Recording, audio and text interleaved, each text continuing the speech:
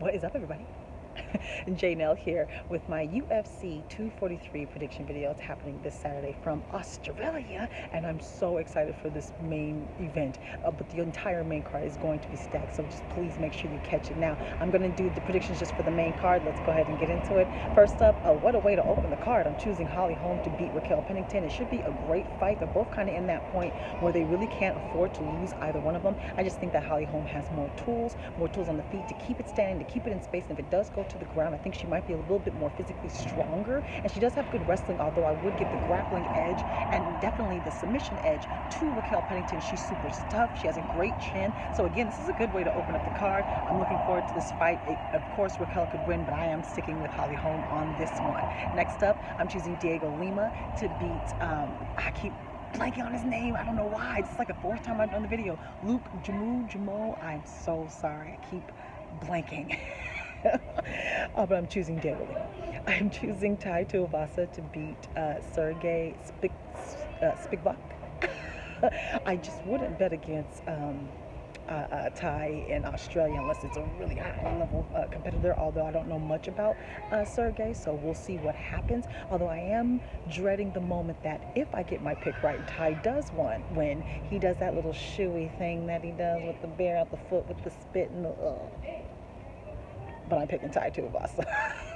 Next up, co-main event, and we're seeing, I believe he's the number 7 ranked Al Iaquinta take on the number 15 ranked Dan Hooker. If you've been watching Dan, he's been on a tear. He's got some serious power, but let's talk about talking about the jump. I know it's at least 6-7 spots up he's getting to this opportunity in Australia, and he is from, I believe, New Zealand.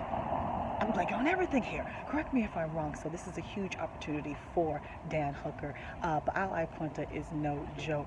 He's got some really slick boxing, with the head movement, with the angles, with the footwork. He's one of the better boxers, hybrids in the actual division. He's got a good wrestling base as well. Stronger than he looks, quicker than he looks, and has crazy power that looks powerful. And you can hear it smack.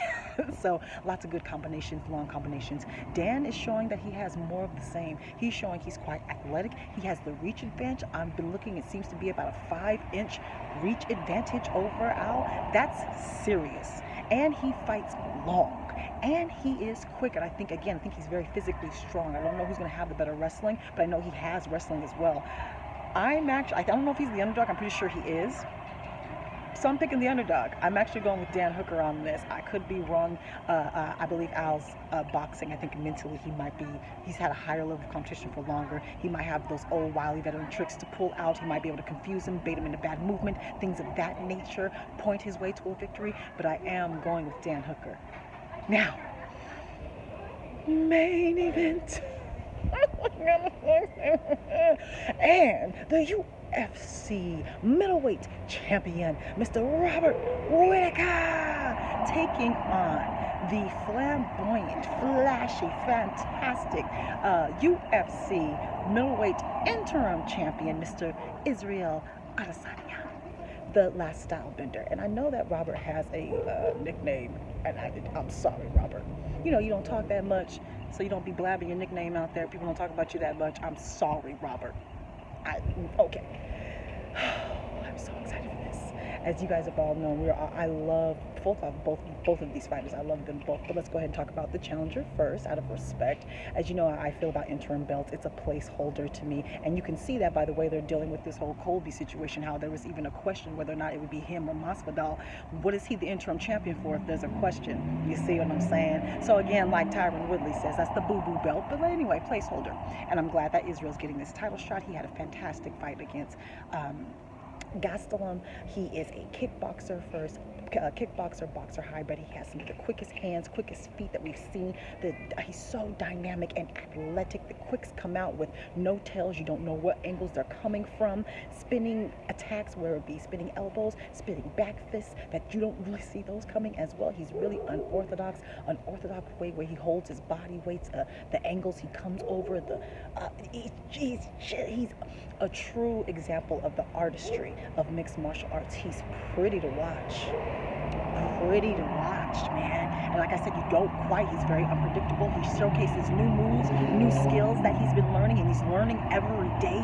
We see a better version of him. We saw his heart in this last fight. He's got a chin on him. He's got that second win, that third win. We saw that here.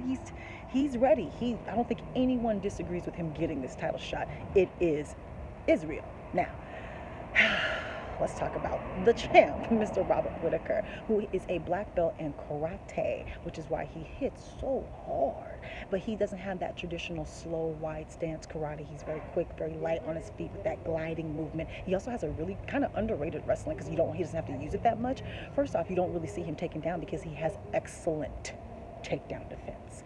Excellent. And when he gets on the ground, strong wrestling, good submissions. But let's face it, I don't think if we see this go to the ground, it will be because Robert is putting it on the ground. I don't think that we'll see Israel try to take him down, even though we did see that in the Kevin Gastelum fight. But if anyone initiates a grappling game, I think that it would be from Robert Whittaker, because maybe Israel's too fast on the feet. He's not seeing everything, because I do believe Israel will be faster. By how much, I'm not sure. The power advantage goes to Robert Whittaker, for sure. In fact, after that amazing fight that Israel had with Gastelum, one of the first things I thought was, that was an amazing fight.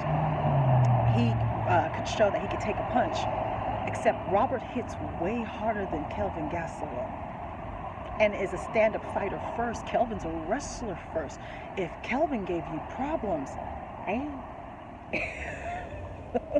but again, as we know, Israel's getting better every time we see him. And with that quickness, I don't think he's going to try to stand with Robert the way he did with Kelvin Gastelum. I think he just thought that he would be better than Kelvin. I don't think he's going to respect Robert. I don't think he's going to have that same mind frame. So there's going to be a game plan there. There's going to be probably less improvisations. I can't even say the word right now. But it's going to be less taking risks with Robert Whittaker. I think he's just going to all around have more respect. But if he has too much respect and he's too hesitant, Robert is going to unload on him, and he needs to be first. That's so important in this fight. Israel, you got to be first. Don't let Robert get started, because again, he hits harder than Kelvin. You let Robert get started first, he's going to knock you out. So you have to be first. You have to get his respect. You have to keep him at range where you do have, I believe it's like an inch reach advantage. He's got those long arms. He's thinner. Robert's going to be bigger. He's going to be wider. He's going to be thicker. It will be noticeable. His thighs are a lot bigger. It will be noticeable. As far as being physically stronger, I think Robert's going to be physically stronger. And I think that just because unfortunately, he gets hurt at the most inopportune times, that people just take him lightly like they've done his whole career. But Robert is the truth. But maybe so is Israel. I think Robert's going to have to keep it. If he keeps it, I think it's going to stay standing. If you get in trouble on the feet, don't try to prove a point. If he's faster than you, if you're not seeing things coming, then you revert to your wrestling. I think you're a better wrestler, and I think you're going to be bigger and stronger in the dirty boxing situations and on the ground with the grappling. If you get in trouble, Robert, wrestle. Take him down. So who's going to win this fight? I think Robert is going to take Israel's own. I do. I could be wrong. With the quickness, with the speed, with the unorthodox strikes, of course, Israel could hit him at any moment from anywhere. And a slew of shots. We could get a TKO or a KO victory, elbows, knees, anything from Israel. But I do think Robert, with the power advantage, I do think with his, he's only 29. Israel's actually a year older, so they're both in that beginning third of their prime. So we're finally seeing two people who deserve to be fighting for the belt in their prime, injury-free. Do you see how exciting this is? So, but I think Robert mentally has seen more, has faced higher competition, has been in more 5-round fights. I think he'll have that third and fourth win that you'll probably need. I think he might have a bit more tools, and just simply experience might carry the day. So, yeah, I think Robert's going to take Israel's own. But I don't know. All right, y'all. Let me know what you think of this entire event. I'm super excited for this entire card. Let me know what you think. Any injury updates, of course. Hopefully there are none, especially to the main event. But follow me on Facebook, Twitter, and Instagram, where I probably will have predictions for the undercards because the prelims are actually pretty stacked as well. Subscribe, like, follow me on. I just said all that. Subscribe, like, talk to me. Take care, and goodbye.